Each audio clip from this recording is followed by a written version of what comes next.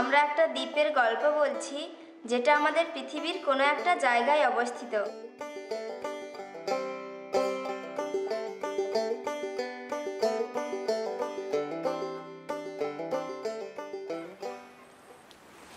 নদীর ক্ষয়কার্যের ফলে সৃষ্ট নুড়ি কাঁকড় বালি জমতে জমতে একটা দ্বীপের সৃষ্টি হয়।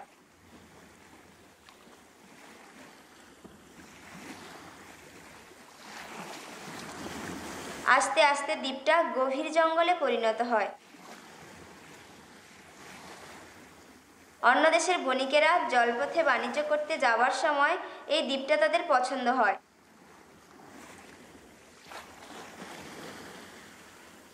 তারা দ্বীপটা সম্পর্কে বলাবলি করতে লাগলো, এই দ্বীপটা খুব সুন্দর, আমরা এখানে জঙ্গল কেটে বসতি স্থাপন করব।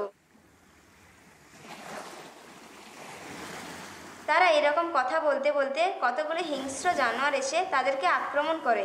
তারাও জন্তুদের সঙ্গে লড়াই করলো। তখন তারা ফিরে গিয়ে আরও লোকজন সঙ্গে নিয়ে এসে বন জঙ্গল কেটে পরিষ্কার করে বসতি স্থাপন করলো।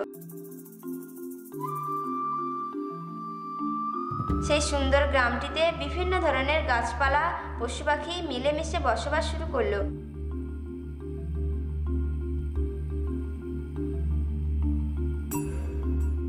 মানুষ তার রুজি রোজগারের জন্য বিভিন্ন পদ্ধতি অবলম্বন করছে। কেউ ধান চাষ করে, কেউ মাছ চাষ করে, কেউ আবার ব্যবসা বাণিজ্য করে।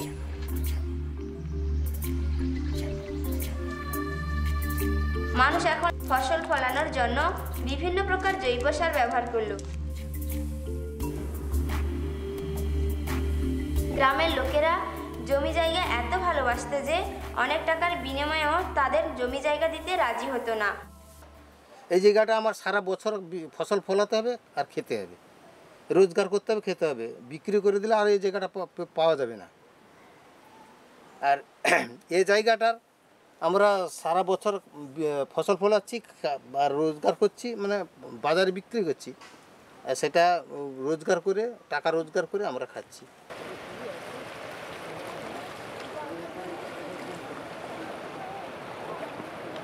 দ্বীপটা চারিদিকে ছিল নোনা জলে পরিপূর্ণ।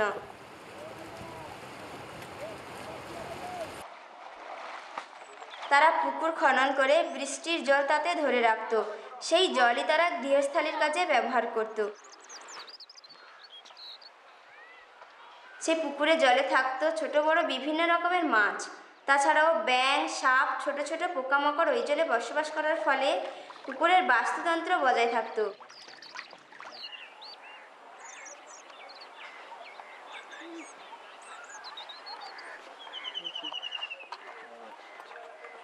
হলদে রঙের দুটো ছোট পাখি একটা গাছে থাকতো। তারা গাছের পোকামাকড় খেত, ফলে গাছের যেরকম উপকার হতো সেরকম গাছটার সঙ্গে তাদের বন্ধুত্বের সম্পর্ক ছিল।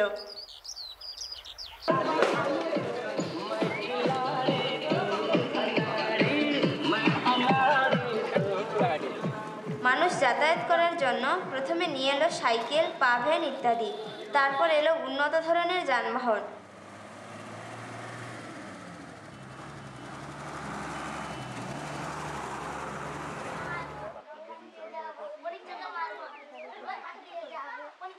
তারা ধীরে ধীরে আরও উন্নত হলো। ছোট ছোট ঘরবাড়ি নির্মাণ করে যৌথভাবে বসবাস শুরু করলো।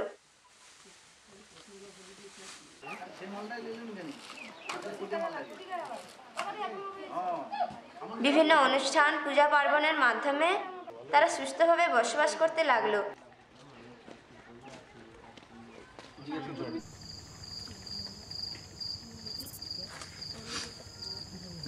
মানুষ প্রথমে হ্যারিকেন, মোমবাতির আলো ব্যবহার করত।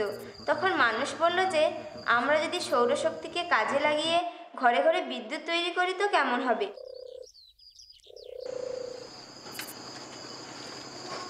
তখন তারা ভেবেচিন্তে সোলার প্লেট তৈরি করলো এবং আলো জ্বালাতে শুরু করলো। আমাদের দেশে পঞ্চম বা ষষ্ঠ শ্রেণী থেকে অষ্টম শ্রেণী পর্যন্ত সেই জনপদ এখন একটা সুন্দর নগরে পরিণত হলো। অনেক বিদেশি লোকজন তাদের সঙ্গে ব্যবসা বাণিজ্য করতে লাগলো। তাদের আস্তে আস্তে দ্বীপটাকে খুব পছন্দ হলো।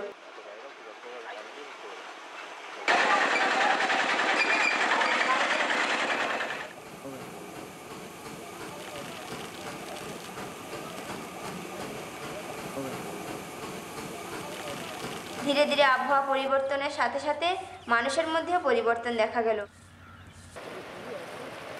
তারা তখনকার সমাজের সাথে আর খাপ খাইয়ে থাকতে পারল না।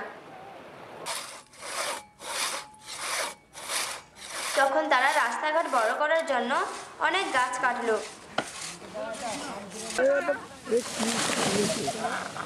তারা আরো উন্নত প্রযুক্তির কথা ভাবতে লাগলো।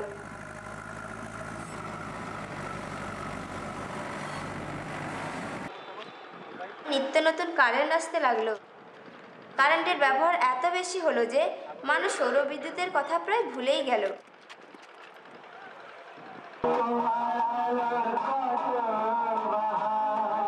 মানুষ উন্নত হওয়ার ফলে টিভি, ফ্রিজ নিয়ে এলো। এসব হওয়ার ফলে মানুষের অনেক সুবিধা হলো। তারা আরও নিত্য নতুন কল্পনার কথা চিন্তা করতে লাগলো।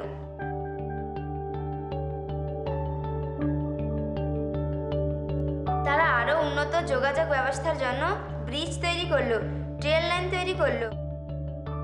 এসব তৈরি হওয়ার ফলে যাতায়াত ব্যবস্থার যেরকম উন্নতি হলো, পাশাপাশি বিদেশি লোকেরাও বেশি আসতে লাগলো।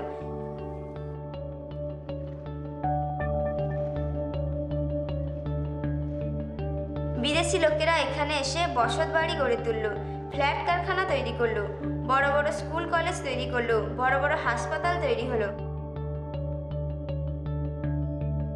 কারখানা তৈরি হয়, সাধারণ মানুষ কারখানায় কাজ পেতে লাগলো। সেই ছোট্ট দ্বীপটা একটা সুন্দর ছোট্ট শহরে পরিণত হলো।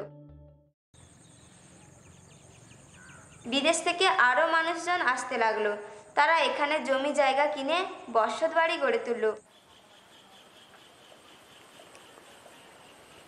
দ্বীপটাতে এত মানুষজন আসতে শুরু করলো যে সেখানে চাষযোগ্য জমি খুব কমই থাকলো।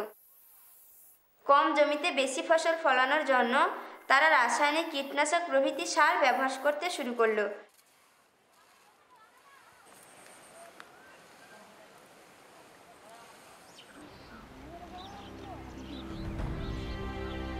ফলে মাটি দিনে দিনে যেমন রুক্ষ হয়ে যেতে লাগলো, উৎপন্ন ফসল শাকসবজি খেয়ে মানুষ দিনে দিনে অসুস্থ হয়ে পড়ল।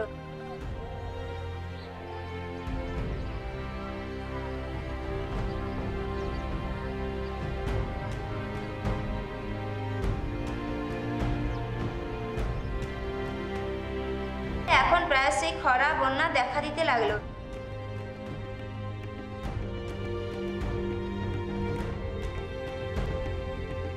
গাছপালা ধ্বংস হওয়ার ফলে পাখিরা তাদের বসবাসের জায়গা খুঁজে পেল না। সেই হলদে রঙের পাখি দুটো, তারাও যেন কোথায় হারিয়ে গেল।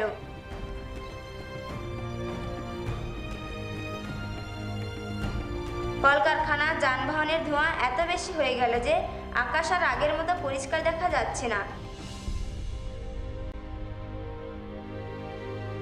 উপরে যেদিকে তাকানো হোক না কেন, শুধু ধোঁয়া আর ধোঁয়া।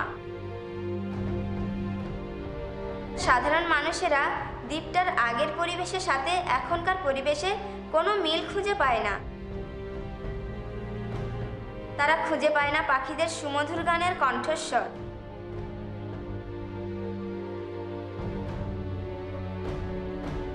শস্য শ্যামলায় পরিপূর্ণ সুন্দর গ্রাম্য জীবন আর ফিরে পাওয়া যাবে না।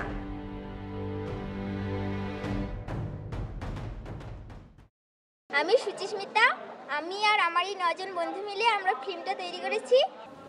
আমাদের সাহায্য করেছেন কেবি, ধর্মা সিং আর অনুপ দাদা।